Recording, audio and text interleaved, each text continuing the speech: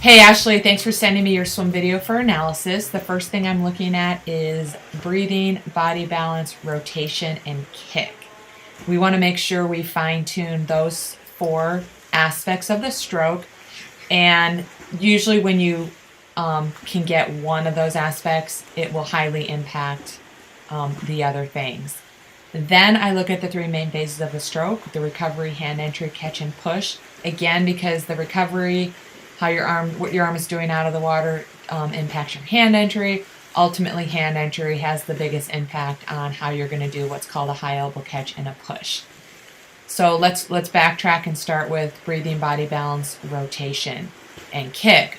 We want to get those fine-tuned because that's going to put you in proper body alignment in the water, and you'll have a better sense of posture in the water. We want to make sure your ears, shoulders, hips, ankles, and knees are in alignment.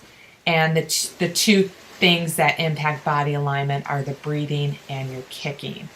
So let's look at your breathing. When you breathe, when you turn your head to the side to breathe, you're lifting your chin, you're looking at the ceiling, you're just lifting your head too much, kind of. You can see it in your neck, and so that's not only could create some neck issues, but it's putting your body out of proper alignment. Really, when you breathe, you have a little bit of balance issues too, because that'll affect your lower body sinking. And then your kick is kind of like a 2-beat kick. It's not really efficient and fluid, and so the benefit of the kick is to help with the body balance. So you want to make sure when your face is in the water that your eyes are looking down at the bottom of the pool. That will keep your neck in alignment with your spine, and that'll also keep your body nice and straight on the surface of the water.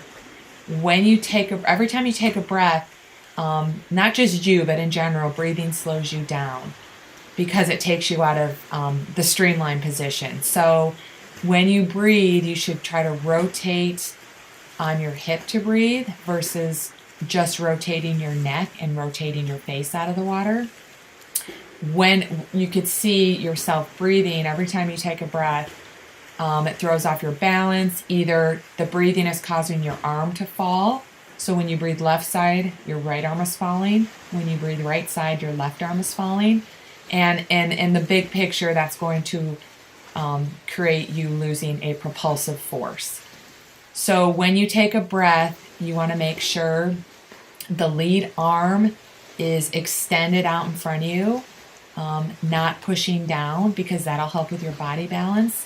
And when you turn your head when you're turning on your hip, your head's going to come out of the water to breathe. One eye goggle should be in the water, and the breath should be really quick. The quicker the breath, the faster you're going to get back in that alignment and streamlined position.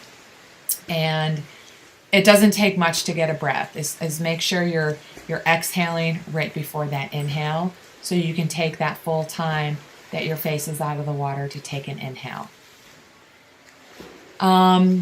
Let's talk about the kick. Again, the kick is there to provide more or less body balance, not necessarily propulsion. So it's really important that you're kicking properly from the quad and hip flexors to keep your legs on top of the water. You also want to make sure your toes are pointed and that your ankles have some flexibility in it. If you come from a running background, lots of runners have inflexible ankles and they have a lot more difficulty kicking. So wearing fins, I wear Zoomers, they're shorter fins, will help with the ankle flexibility. Doing some, if you have access to deep water, doing some vertical kicking will help you with body alignment and helping create more flexible ankles.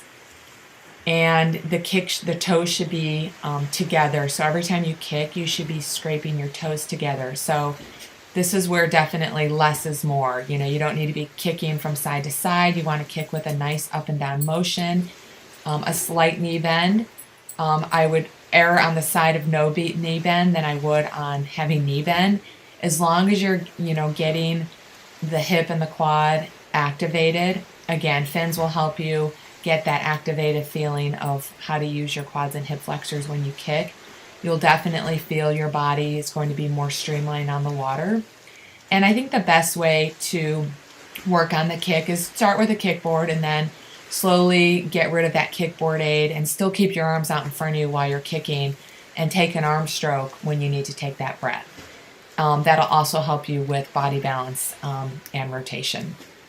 So, I don't really want you to work on much more than that. A few drills that you should do: kick on side drill with rotation.